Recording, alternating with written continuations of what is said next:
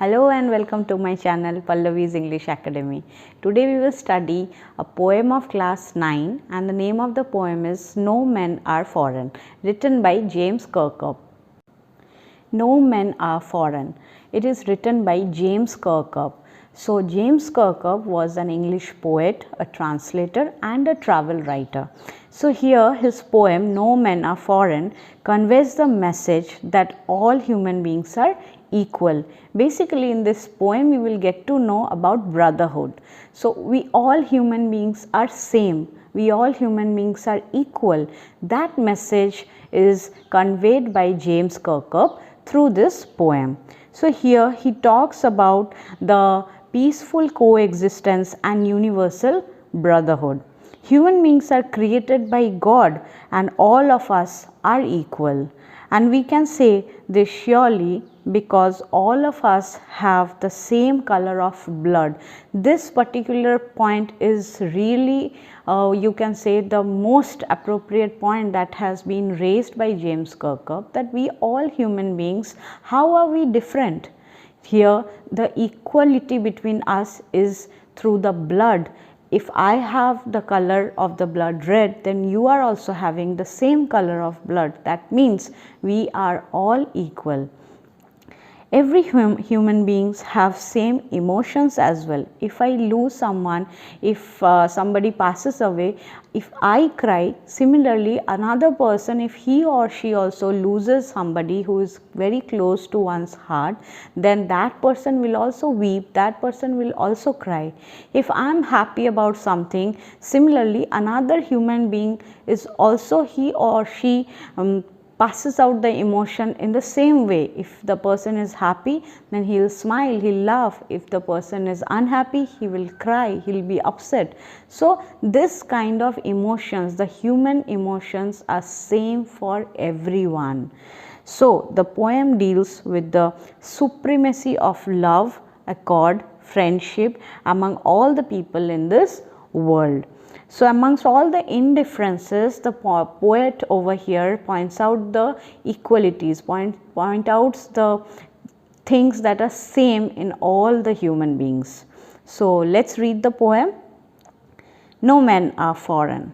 Remember, no men are strange, no country is foreign.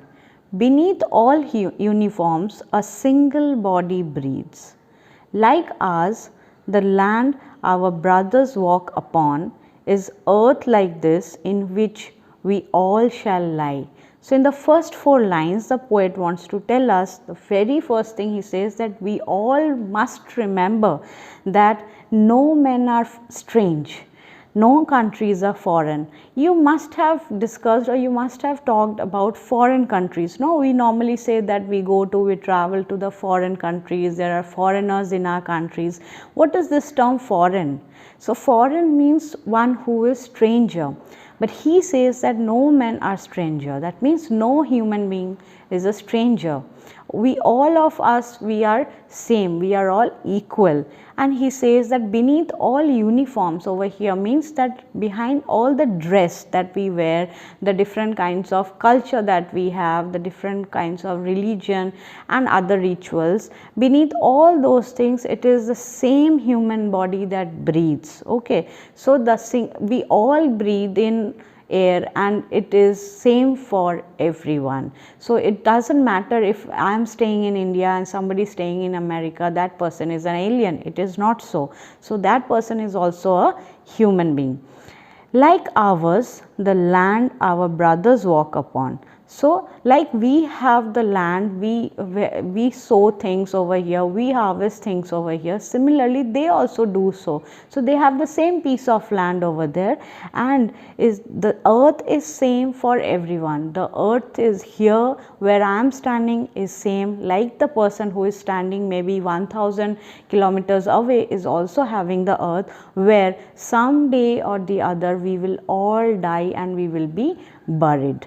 Okay, so they too, aware of sun and air and water, are fed by peaceful harvests, by war's long winter starved. So here in these 2 lines the poet wants to tell us that even they are aware of the natural resources that you are used to, that you are consuming, like the air, the sunlight, then the water, everything, even the same sunlight, the same water, the same air. Somebody who is living far away is also, they are also having those things. So it is same for everyone. So how does it make a difference? And also whatever harvest we are having over here, whatever farming we are doing, and we are maintaining our livelihood, whatever we eat, it is same for the other people also. And the wars, if there is a war, then who over there faces problem? The human beings, one who raises the war and the one who is again controlling it, one who is fighting against the war. Everybody faces the loss and there is starvation. So it is same for every country. It is not that here somebody is enjoying the war and the other person is bearing the loss. The loss is same for everyone. Their hands are ours, and in their lines we read a labor not different from our own. So in these two lines, what is happening? Their hands are ours and in their lines we read. So in literature or in books we see that whosoever is maintaining, whosoever is trying hard to serve us, they are all human beings and a labor not different from our own. So one who is trying so hard to help us out with our hunger, that means the farmers, the poor people, whosoever are working hard in the fields, so they are also human beings and they are the labors are not at all different from us, because it is them who are helping us out with the food and other things that you are getting easily. So in the books it is said that even the farmers and the people who are behind the scene and who are trying so hard and they are working so hard, toiling so much, they are all human beings and we are not at all different. Remember, they have eyes like ours that wake or sleep, and strength that can be won. So again the poet is reminding us that even they have the same pair of eyes and like we have, and even they wake up in the morning and they also sleep, and the strength that can be won by love. So it is the unity, it is the strength that is what? It is love. So with love you can win everybody's heart. In every land is common life that all can recognize and understand. So in every land over here means in every country, in every state, in every region, it is the common life, and the common life is what?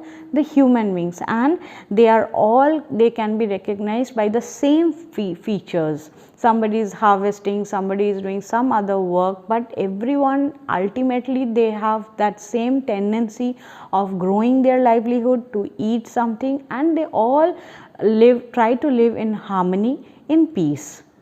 Let us remember, whenever we are told to hate our brothers, it is ourselves that we shall dispose, betray, condemn. So here again a very important message has been conveyed by the poet, and he says that you should remember that if we are told to hate our brothers, or if you are told to rage war against each other, it is not that you are betraying them, it is that you are also betraying yourself. It is that you are condemning, you are cheating yourself, because you are not hurting them only, you are also hurt in this. If suppose I raise a fight against one of my friend who has turned to an enemy, is that only that person will get hurt? No. If you become angry, if you use bad words, if you fight with that person, you will also get equally hurt, and that is not the right thing. So he says that we should not take arms against each other. If you do so, the loss that you will bear, same loss will be even bared by the other person.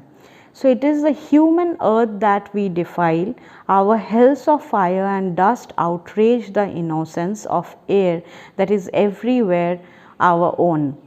Remember, no men are foreign and no countries strange. So here he says that all the human beings, they are same, and we should treat them in a very good way. We should not treat them in any kind of difference. We all are same. We are all together. We can create a better society, a healthy society, and we can all live in peace and harmony. If you try to outrage a war and if you create differences, there won't be anything but only sadness and unhappiness. So to live a better life, we should always feel that no men are foreign, no men are strange, all human beings are equal. So I hope you understood the poem. Now 2-3 important things that I would like to tell you, the literary devices in the poem that has been used. So the first one is alliteration. 2 examples that we can see over here. First is a single body breathes. So as we know that the consonant alphabets are repeated immediately, so here body breathes, we can see that it is alliteration. And next is or sleep and strength, so S and S has been repeated. Next literary device that has been used over here is metaphor. Beneath all uniforms a single body breathes. So here uniform basically stands for the militaries that different countries in the world have, and uniform may vary in color, design, culture, but people wearing them are the same. Another important metaphor over here is war's long winter starved. So here starvation is experienced during the unproductive or the harsh situation that has been described during the war. So everybody starve at that time, because at that time what happens, all the commodities, the prices of the commodities increases during the war. There is everywhere it is starvation, and people basically they have a very miserable life at that time, and it is same for everyone. It is not different for anyone. So these are the important things in the poem. So friends, if you have any kind of doubts, then text me below in the comment section, and yes, please don't forget to subscribe my channel.